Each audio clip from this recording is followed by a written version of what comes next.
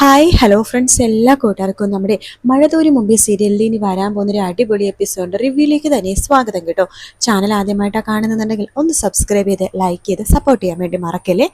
അങ്ങനെ നമ്മുടെ ലാലിച്ചനോട് പിണങ്ങിയിരിക്കുകയാണ് അലീന കേട്ടോ. ലാലിച്ചനാണെങ്കിലോ പപ്പയെടുത്ത് ഭയങ്കര കംപ്ലൈന്റ് പറച്ചിലാണ്. എന്നാലും അലീന എന്താ പപ്പ ഇങ്ങനെയൊക്കെ, എനിക്ക് അവളെ മനസ്സിലാക്കാൻ പറ്റുന്നില്ല.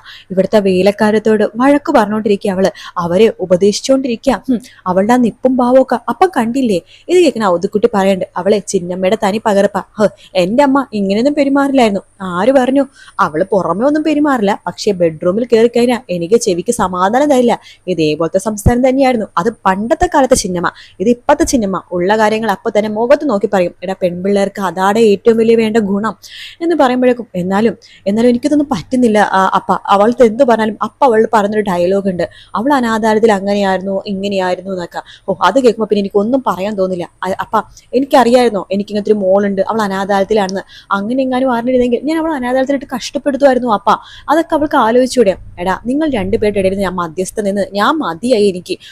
ഞാൻ എന്തായാലും അവൾക്കൊന്ന് സംസാരിക്കാം എന്ന് പറഞ്ഞിട്ട് അവതുക്കുട്ടി അലീനയുടെ അടുത്തേക്ക് പോവാണ്. സംസാരിക്കാനൊക്കെ നോക്കുന്നുണ്ടെങ്കിലും അലീന ഒട്ടും തന്നെ വിട്ടുകൊടുക്കുന്നില്ല കേട്ടോ. അത് കൊള്ളാം, ഉള്ള കാര്യങ്ങൾ പിന്നെ വേണ്ട പോലെ ചോദിക്കണ്ടേ. ഈ പറയുന്ന കേണലിന്റെ മേലുദ്യോഗസ്ഥന്മാരുണ്ടല്ലോ, അവർ പറയുമ്പോൾ ഈ പറയുന്ന കേണലും അതെല്ലാം അനുസരിക്കുമായിരുന്നില്ലേ? അല്ലാതെ കേണലല്ലോ ഈ ലോകത്തിലെ ഏറ്റവും വലിയ ആള് എന്നൊക്കെ പറഞ്ഞിട്ട് അലീന ഉരുളക്കുപ്പേരി പോലെ മറുപടി കൊടുക്കുമ്പോ അവതുക്കുട്ടി പറഞ്ഞു, നിന്നോട് ഞാൻ ഒന്നും പറയുന്നില്ല. നീ എന്നോട് പറഞ്ഞിട്ട് നീയും നിന്റെ പപ്പയും രണ്ട് ദിശയിലാണ്. നിങ്ങളുടെ ഇടയിൽ നിന്നിട്ട് എനിക്ക് മതിയായി എന്നൊക്കെ അവതുക്കുട്ടിയും പറയുന്നുണ്ട്. അപ്പൊ ആ ഒരു ഭാഗമൊക്കെയാണ് ഇന്നത്തെ എപ്പിസോഡിൽ കാണിച്ചത്. അതേസമയം മനു ആണെന്നുണ്ടെങ്കിൽ അലീനെ കാണാൻ ഭയങ്കര ആഗ്രഹത്തോടെ ഇങ്ങനെ കേട്ടോ. അവളെ കാണാൻ എങ്ങനെയെങ്കിലും അവിടെ പോയേ പറ്റൂ എന്ന് നമ്മുടെ മനു തീരുമാനിക്കണം. അതിനു മുമ്പ് നമ്മുടെ ബാലചന്ദ്രനോട് ചോദിക്കണമല്ലോ ഈ സ്ഥലം എവിടെയാണ്, എങ്ങനെയാണ് പോകേണ്ട എന്നുള്ള കാര്യങ്ങളൊക്കെ ചോദിക്കണമല്ലോ. അതിനു വേണ്ടി നമ്മുടെ മനു വീണ്ടും ബാലചന്ദ്രന്റെ അടുത്തേക്ക് വരുവാണ്. അപ്പൊ അവിടെ ബാലചന്ദ്രൻ ഇല്ല കേട്ടോ, വൈജയന്തി ഉണ്ട്. എന്താടാ മനു, അലീന പോയപ്പോഴേക്കും നിനക്ക് ഈ വീട്ടിലേക്കുള്ള വഴിയൊക്കെ നീ മറന്നുപോയോ? അതെന്താ ആന്റി ഒരു കുത്തിച്ചോദ്യം? അല്ല, അലീന ഉള്ള സമയത്താണെങ്കിൽ നീ ഒന്നരാടം വെച്ചിവിടെയൊക്കെ വരുമായിരുന്നു. അലീന പോയിട്ട് ഇപ്പൊ ഒരാഴ്ച ആവാനായി.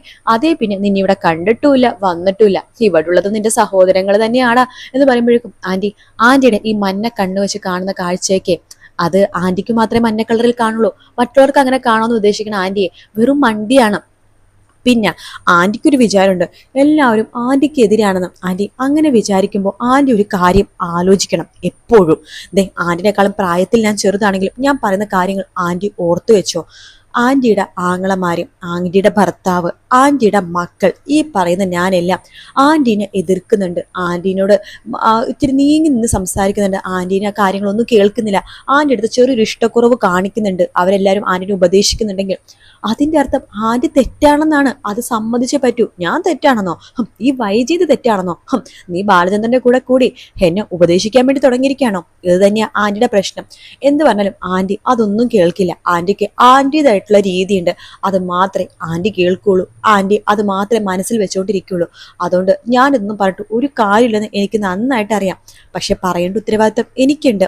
ആന്റി ഇതിനൊക്കെ ആന്റെ ആങ്ങളമാര് പോലും ആന്റിനെ ഉപദേശിക്കുന്നു മാറ്റി നിർത്തുന്നതിന് ഒരു കാരണമുള്ളൂ, ആന്റിയുടെ പഴയ കാല ചരിത്രം. നീ എന്താണ് മനു അങ്ങനത്തെ ഒരു വർത്താനം? എന്താ ആന്റി മുമ്പ് ഒന്നും ചെയ്തിട്ടില്ലേ? വർഷങ്ങൾക്ക് മുമ്പ് ആന്റി ഒരു തെറ്റും ചെയ്തിട്ടില്ലേ എന്ന് ചോദിക്കുമ്പോഴേക്കും നീ എന്താ ഇങ്ങനെയൊക്കെ പറഞ്ഞത്? എന്തൊക്കെയോ മനസ്സിൽ വെച്ചുകൊണ്ട്. ആന്റി എന്നിൽ നിന്നൊന്നും മറയ്ക്കാനൊന്നും നോക്കണ്ട. എനിക്ക് എല്ലാ കാര്യങ്ങളും അറിയാം. അതുകൊണ്ട് ആന്റി ഒരു കാര്യം മനസ്സിലാക്കണം, പൊടിക്കൊന്ന് അടങ്ങ് എന്ന് പറഞ്ഞിട്ട് മനു നേരെ മുകളിലേക്ക് പോവാണ്. പിള്ളേരെ എന്താ അങ്കിൾ ഇവിടെ ഇല്ലേ? അയ്യോ, അച്ഛൻ രാവിലെ തന്നെ പുറത്തേക്ക് പോയല്ലോ, ചിലപ്പോൾ ഉച്ചയാകുമ്പോഴേക്കും വരുമായിരിക്കും. മനുവേട്ടൻ ഇവിടെ ഇന്ന് ലീവാണോ? ഇന്ന് ലീവാണ് മോളെ. എങ്കിൽ നീ മനുവേട്ടൻ്റെ ഒരു കാര്യം ചെയ്യും, ഇവിടെ നിൽക്ക്. അച്ഛൻ ഉച്ചയ്ക്ക് വരുമ്പോൾ അച്ഛനെ സന്തോഷവും ഇവിടെ മിണ്ടാനും പറയുന്നത് ഞങ്ങൾ 3 പേര് മാത്രമേ അച്ഛനുള്ളല്ലോ. മനുവേട്ടൻ ഉണ്ടാകുമ്പോഴേ അച്ഛനൊരു പ്രത്യേക സന്തോഷമാണ് എന്ന് കൃഷ്ണജ പറയുമ്പോൾ ബബിത പറയണ്ട്, അതെ അത് ശരിയാണ്. മനുവേട്ടനെ മരുമകനായിട്ട് എടുത്താലോ എന്ന് അച്ഛനൊരു വിചാരമുണ്ട്. അല്ല, അലീന അച്ഛന്റെ മൂത്ത മകളാണെന്നാണല്ലോ പറയണത്.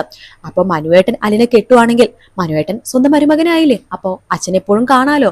അങ്ങനത്തെ ഒരു പ്ലാൻ അച്ഛനുണ്ടെന്ന് തോന്നുന്നു. ഒന്ന് പോടി ഇവിടുന്ന്. നടക്കട്ടെ. അലിനെ ചേച്ചി പോയപ്പോ മനുവേട്ടൻ ഇപ്പൊ ഇവിടെ കാണുന്നേയില്ല. ഞങ്ങളും കുറച്ചുപേര് ജീവനോടെ ഉണ്ട് മനുവേട്ട എന്ന് ബബിത പറയാണ്. നിങ്ങളുടെയൊക്കെ ഒരു കാര്യം നിങ്ങളുടെ അമ്മയുടെ വക പൊരിക്കൽ കഴിഞ്ഞുള്ളൂ. അപ്പൊ കുഞ്ഞു വൈജയന്തിമാര് എന്നെ പൊരിക്കുവാണോ എന്ന് മനു ചോദിക്കുമ്പോഴേക്കും അവര് ഞങ്ങൾ തമാശക്ക് പറഞ്ഞതാ. അല്ല, ചായ എടുക്കട്ടെ? കൊള്ളാലോ, നിങ്ങക്ക് ചായയൊക്കെ ഉണ്ടാക്കാൻ അറിയാവോ? പിന്നെ അലിനെ ചേച്ചിയുടെ അത്രക്ക് വരില്ല അറിയില്ലെങ്കിലും ഞങ്ങൾക്കും ചായയൊക്കെ ഉണ്ടാക്കാൻ അറിയാം എന്ന് കൃഷ്ണജിയും ബബിതയും പറഞ്ഞ് ചായ എടുക്കാൻ വേണ്ടി പോകുവാട്ടോ. പറഞ്ഞ കാര്യങ്ങൾ ശരിക്കും നമ്മുടെ വൈദ്യുതിന്റെ ഉള്ളിൽ കയറി പറ്റുന്നുണ്ട്. അവൻ എന്താന്നാലും അങ്ങനെയൊക്കെ പറഞ്ഞത്. ഇനി തന്റെ പഴയ ആന്ധ്ര രഹസ്യങ്ങളൊക്കെ അവൻ അറിയായിരിക്കും. അവൻ അറിയാന്നാണ് തോന്നുന്നത്. അലീനൊക്കെ അറിയാലോ, അവള് പറഞ്ഞിട്ടുണ്ടാവും എന്റെ കുടുംബജീവിതം എല്ലാരും കൂടി നശിപ്പിച്ചു എന്നൊക്കെ പറഞ്ഞിട്ട് പിറുപിറുത്തോണ്ടിരിക്കുകയാണ് വൈദ്യ.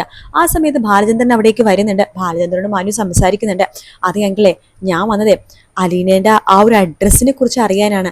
അല്ല, അലീന അവിടെ എവിടെയായിട്ട് വരും, ഏകദേശം എവിടെയാണ് എന്നൊക്കെയുള്ള കാര്യങ്ങളൊക്കെ ചോദിച്ച് മനസ്സിലാക്കണം. അങ്ങനെ മനു എന്തായാലും അലീനന്റെ നാളെ കാണാൻ പോകണം എന്നൊരു സന്തോഷത്തിൽ അവിടെ നിന്ന് പടിയിറങ്ങി പോവാട്ടോ. അതേസമയം അച്ഛനും മോളാണെങ്കിൽ സംസാരിക്കുന്നേയില്ല. സമയം 7 മണിയായി, ഭക്ഷണം കഴിക്കാനുള്ള സമയം, അത്താഴം കഴിക്കാനുള്ള സമയം. പക്ഷെ അലീനയാണെങ്കിൽ വരുന്നേയില്ല. വാശിയിൽ അവിടെ തന്നെ നിൽക്കുവാണ്. അവധുക്കുട്ടി വിളിക്കണ്ട്, മോളെ വാ മോളെ ഭക്ഷണം കഴിക്കാം. എനിക്കൊന്നും വേണ്ട, ഞാനിതിനെ ഭക്ഷണം കഴിക്കണത് അല്ല, മോളുടെ പപ്പ കാത്തിരിക്കുകയാണ്. അവിടെ കാത്തിരിക്കല്ലേ, ഇങ്ങോട്ടേക്കൊന്നും വന്നില്ലല്ലോ. കൊള്ളാം, രണ്ടുപേരും വാശിക്കാണോ? പപ്പ പറയുന്നു നീ വരാൻ, നീ പറയുന്നു പപ്പ വരാൻ. നിങ്ങൾ രണ്ടുപേരും കൊണ്ട് ഞാൻ തോറ്റു. എന്റെ ചിന്നമ്മയുടെ മുമ്പിൽ പോലും ഞാൻ ഇതുപോലെ തോറ്റിട്ടില്ല കേട്ടോ. തോറ്റിട്ടില്ലെങ്കിൽ ആരും തോൽക്കാൻ വേണ്ടി ഇവിടെ വരണ്ട. എന്നെ വേണമെങ്കിൽ പറഞ്ഞയച്ചു, ഞാൻ എവിടേക്കാങ്ങി പോയിക്കോളാം. അത് കൊള്ളാലോ. ലാലിച്ചൻ നിന്നെ ഇവിടെ നിന്ന് പറഞ്ഞയച്ചാലും ഈ വല്യപ്പച്ചൻ പറഞ്ഞയക്കൊന്ന് മോൾക്ക് തോന്നുന്നുണ്ടോ? ഞാൻ പറഞ്ഞയക്കില്ല. മോൾക്ക് ഇപ്പൊ എന്താ മോളെ വിഷമിപ്പിച്ചത്? ആരാ? ലാലിച്ചനാണോ? അവനെ 2 പെട കൊടുക്കണോ? പിന്നെ ഇവിടുത്തെ സെർവൻസ് ആണോ? അവരെ ഞാൻ വേണമെങ്കിൽ പറഞ്ഞയക്കാം. എന്നാലേ വലിയ ഉപകാരം. അവരുടെ നിന്ന് പറഞ്ഞയക്കണെങ്കിലേ എന്റെ പപ്പയുടെ വല്യപ്പച്ചന്റെ കാര്യമൊക്കെ ഞാൻ നോക്കിക്കോളാം എന്ന് പറയണം. നമുക്ക് നാളൊരു തീരുമാനം ഉണ്ടാക്കാം, നീ ഇങ്ങോട്ട് വാ എന്നൊക്കെ പറഞ്ഞ് വിളിക്കുന്നുണ്ട്. അങ്ങനെ ലാലിച്ചനുന്നോണ്ടെ അലീനെ തമ്മിൽ ഭയങ്കര പിണക്കാട്ടോ. ലാലിച്ചന് അലീൻ്റെ അടുത്ത് പിണങ്ങിയിട്ട് ഒട്ടും തന്നെ ഇരിക്കാനോ നിൽക്കാനോ ഒന്നിനും പറ്റുന്നില്ല. എന്തൊരു സമാധാനക്കുറവ്. അങ്ങനെ ലാലിച്ചൻ തന്നെ മുൻകൈയെടുത്ത് അലീനായിട്ടുള്ള പിണക്കമൊക്കെ മാറ്റുന്നുണ്ട്. അതിന്റെ ഭാഗമായിട്ട് നമ്മുടെ അലീനെ പറയുന്നുണ്ട്, ഇവിടുത്തെ ചോറും കറിയൊക്കെ ഞാൻ വെച്ചോളാം, എനിക്കതൊക്കെ ഭയങ്കര ഇഷ്ടമാണ് പപ്പ, പ്ലീസ് പപ്പ, ഞാൻ അടുക്കളയിൽ കയറി നോക്കട്ടെ. പപ്പ ഇത് വലിയ കുറച്ചിലായിട്ടൊന്നും കാണുന്നുണ്ടാ? സ്വന്തം അച്ഛനും അമ്മക്കും മക്കൾ ഫുഡ് ഉണ്ടാക്കി തരുന്നത് കുറച്ചിലാണോ? അല്ലല്ലോ. അതുകൊണ്ട് ഞാൻ ഫുഡ് ഉണ്ടാക്കി തരാം, നിന്റെ കൈപ്പുണ്യം എങ്ങനെയെന്ന് നോക്ക് എന്നൊക്കെ അലീന പറയുമ്പോ നിനക്ക് അത്രയ്ക്ക് ഇതാണെന്നുണ്ടെങ്കിൽ ശരി, ഞാൻ എന്നാ ആ പൗലോസിനെ പറഞ്ഞയച്ചോളാം എന്ന് നമ്മുടെ ലാലിച്ചൻ പറയുന്നുണ്ട്. പൗലോസ് വീണ്ടും കള്ളത്തരം കാണിക്കുന്നത് കൊണ്ട് കൂടിയിട്ടാണ് കേട്ടോ. അങ്ങനെ പൗലോസിനെ അവിടെ നിന്ന് ചവിട്ടി പുറത്താക്കാൻ നമ്മുടെ ലാലിച്ചൻ. പൗലോസ് അത്രയും നാള് ഞാൻ ഇവിടെ നിന്ന് പോയാലും എനിക്ക് വേറെ ജോലി കിട്ടും, വേറെ ഹോട്ടലുകാരൊക്കെ എന്നെ വിളിച്ചുകൊണ്ടിരിക്കുകയാണ്, ഇതിന് ഇരട്ടി ശമ്പളം കിട്ടും എന്നൊക്കെ പറഞ്ഞ പൗലോസ് കാലും മടക്കി മുട്ടുമടക്കി, അയ്യോ മോളെ അലീന മോളെ, പ്ലീസ് മോളെ മാഡം, പ്ലീസ് മാഡം എന്നെ പറഞ്ഞേക്കില്ലേ മാഡം എന്നൊക്കെ പറഞ്ഞ് കാല് പിടിച്ച് കരയാൻ വേണ്ടി പോകുക കേട്ടോ. പിന്നെ അലീനയുടെ ഒരു നല്ല മനസ്സുകൊണ്ട് പൗലോസിനെ വീണ്ടും അവിടെ നിർത്തും. പിന്നെ പൗലോസിന് ഇത്ര ദേഷ്യവും കാര്യങ്ങളും കേട്ടോ. പക്ഷെ അലീനയുടെ അടുത്ത് ചെറിയൊരു വൈരാഗ്യമുണ്ട്. ഒരു അവസരം കിട്ടുകയാണെങ്കിൽ അലീനെ കുട്ടി 2 കൊടുക്കണം എന്ന് തന്നെയാണ് പൗലോസ് വിചാരിക്കുന്നത്. അത് പൗലോസ് അതിനെ കുറെ കാര്യങ്ങളൊക്കെ കണ്ടെത്തും. അറിയാണ്ടാണെങ്കിൽ അലീന്റെ തലക്കെട്ട് 2 കൊടുത്താലോ എന്ന് പോലും വിചാരിക്കുന്നുണ്ട്. പക്ഷെ താനാണെന്ന് അറിയാനും പാടില്ല. പക്ഷെ അലീനക്ക് 2 ചവിട്ട് കിട്ടുകയും വേണം. അതാണ് നമ്മുടെ പൗലോസിന്റെ ഉദ്ദേശം. അങ്ങനെ പൗലോസ് അവിടെ വീണ്ടും നിന്നിട്ട് കുറച്ച് ഉടായ്പൊക്കെ കാണിക്കുന്നുണ്ട്. എന്തായാലും പൗലോസ് കുറച്ചൊന്നും അടങ്ങും. നമ്മുടെ എല്ലാവരുടെയും ഒരു എന്താ പറയുന്നത്, ഇപ്പോഴത്തെ വല്ലാത്തൊരു ഇറിറ്റേഷൻ ക്യാരക്ടർ പൗലോസ് ആണല്ലോ. ആ ഒരു അഹങ്കാരം മാറാനായിട്ട് ഇനി കുറച്ച് ദിവസങ്ങൾ മാത്രം മതി കേട്ടോ. വീഡിയോ ഇഷ്ടപ്പെട്ടാൽ ലൈക്ക് ചെയ്യുക, സബ്സ്ക്രൈബ് ചെയ്യുക, കമന്റ് ചെയ്യുക. മറ്റൊരു വീഡിയോ കാണാം. Take care, bye bye.